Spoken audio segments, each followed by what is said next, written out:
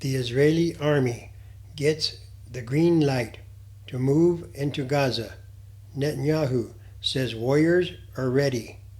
According to a member of the country's security cabinet, the primary objective is to destroy Hamas, even if it takes a year, with hostages and civilian casualties considered secondary. We shall do all efforts to bring our hostages back alive, he stated, but the first and last priority is to destroy Hamas. Zechariah chapter 12. The burden of the word of the Lord against Israel. Thus says the Lord, who stretches out the heavens, lays the foundation of the earth, and forms the spirit of man within him. Behold, I will make Jerusalem a cup of drunkenness to all the surrounding peoples when they lay siege against Judah and Jerusalem. And it shall happen in that day that I will make Jerusalem a very heavy stone for all peoples. All who would heave it away will surely be cut in pieces, though all nations of the earth are gathered against it.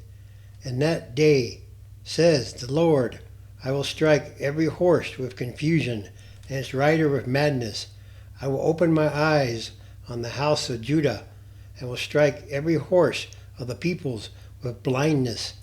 And the governors of Judah shall say in their heart, the inhabitants of Jerusalem are my strength, and the Lord of hosts their God. In that day I will make the governors of Judah like a firepan in the woodpile, and like a fiery torch in the sheaves.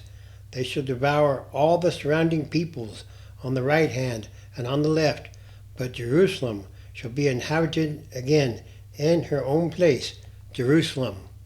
Israeli airstrikes on Gaza continued after President Biden visited Tel Aviv and gave the country's leaders and people his firm support as the Jewish state grapples with the perilous realities of its war against Hamas militants. Tension in the region was still rising over Israel's relentless strikes on Gaza. Zechariah chapter 12, verse 7. The Lord will save the tents of Judah first, so that the glory of the house of David and the glory of the inhabitants of Jerusalem shall not become greater than that of Judah. In that day the Lord will defend the inhabitants of Jerusalem. The one who is feeble among them in that day shall be like David, and the house of David shall be like God, like the angel of the Lord before them. It shall be in that day that I will seek to destroy all the nations that come against Jerusalem.